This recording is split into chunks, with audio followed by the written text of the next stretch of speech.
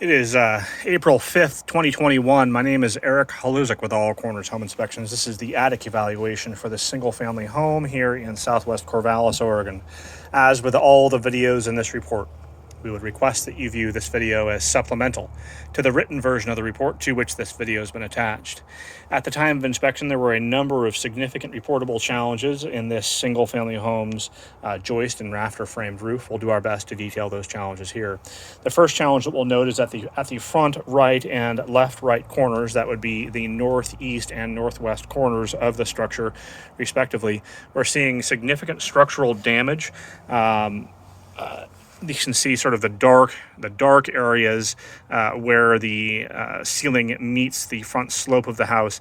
So at first blush appear to be char, but over time, structural rot and dry rot can actually create sort of a char-like looking appearance, and that's what I believe we see here. It would appear as well that someone's put an effort into bolster those areas. However, and unfortunately, those areas were not isolated from the previously impacted framing, meaning that the previously impacted framing has every opportunity to impact the new framing. In fact, new framing, the cellulose material in newer framing is much more susceptible and likely to rot than the historic materials that were used here originally. We would recommend an evaluation and repair by a licensed contractor with recent demonstrated experience dealing with such issues. This could be considered a potentially significant structural challenge. We have delamination of the roof sheathing at the area directly above the entryway. You can see a departure from plane in the distance there. I'll zoom in. There that is, with no regard for anybody who might be walking on the roof. This is a hazard to life and property, as someone walking in that area could potentially post hole through that section of roof. There is a small amount or an insufficient amount of blown-in style insulation in this attic space. We would highly recommend the addition of more insulation.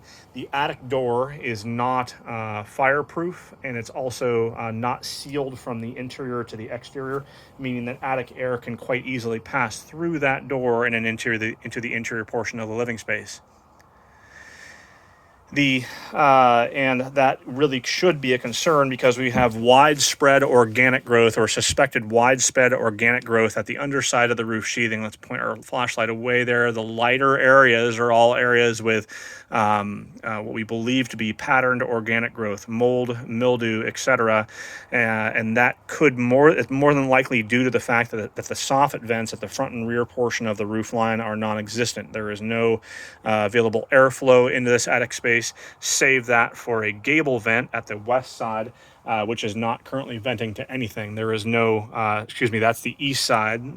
There's nothing for which it could vent at the west side, save that for the attic door. And under no scenario do you want your attic ventilating to the interior portion of the living space.